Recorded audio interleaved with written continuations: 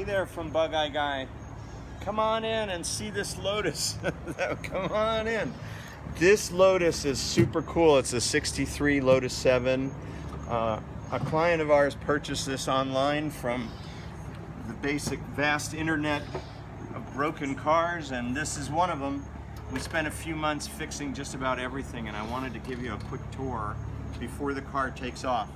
We really made this into a wonderful car. I mean, it's a wonderful car that just needed a lot of maintenance, but I'm really proud of this car and excited to see it going on a wonderful new chapter. We built this tonneau, for example. It had no fittings, and so we started from scratch for that. We also put in seat belts.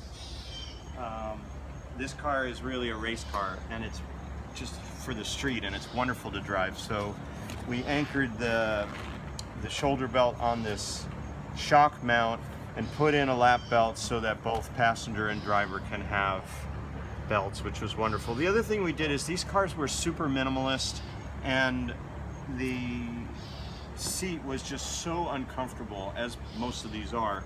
But we doubled the padding and built up the cushion and the back of the seat to make it actually significantly more comfortable.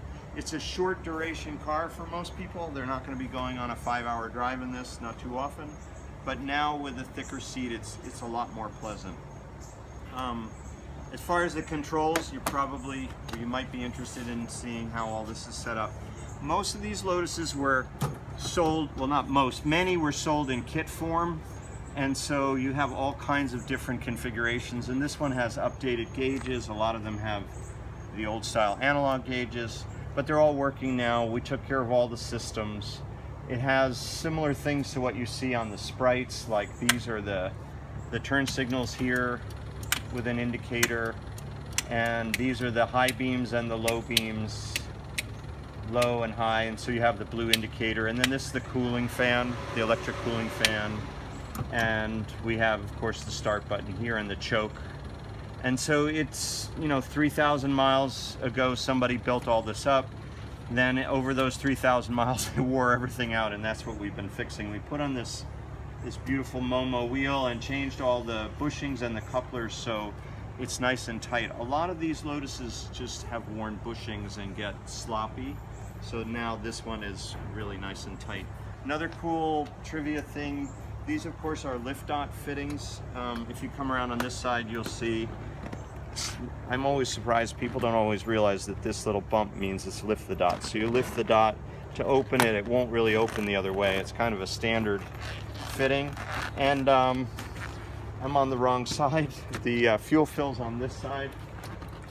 And that's kind of a funky part of this car. It doesn't have a gas gauge. It's very difficult to configure a sender, although it can be done. But here's the fuel fill, and it's probably about 6 gallons of fuel. And you would have a stick, or you can see the level in there. But that's how you fill your Lotus 7 when you run low on fuel. This one has a 4-speed. It has rear drum brakes. I'll show you here how the hood opens. Let me just I'll take off the cover for you. I'll grab some mats.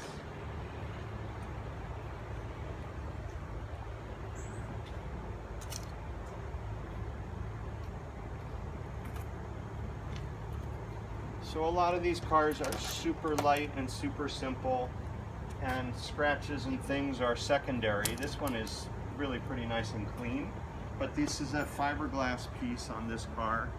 Some of them you might find an aluminum cover, I imagine, but this piece basically just lifts off like so.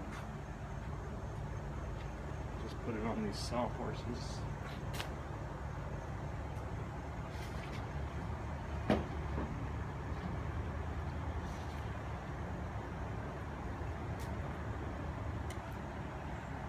And this is a 1600 Cosworth engine. It's a pre-cross flow engine with 2 side draft Webers. So we set all this up right. It needed to be properly tuned, and the ignition was messed up too. We set all that up. It has a high output starter. We put in new master cylinders, and a lot of the basics. It's such a basic and simple system. There's nothing really all that fancy about it. Of course, twin Webers is pretty advanced for a car like this, but it's an overhead valve engine, and so many of these Lotuses, whether it's in Elan or whatever you might have, were set up this way, so it's kind of nice to have these twin Webers, and the thing really screams. Anyway, that's a little bit about this car. I just wanted to kind of, it's leaving today. I wanted to say goodbye to it. We put a lot of time and effort into this, and now this customer has a wonderful road-going car. And that's what we're working on this week at Bug Eye Guy.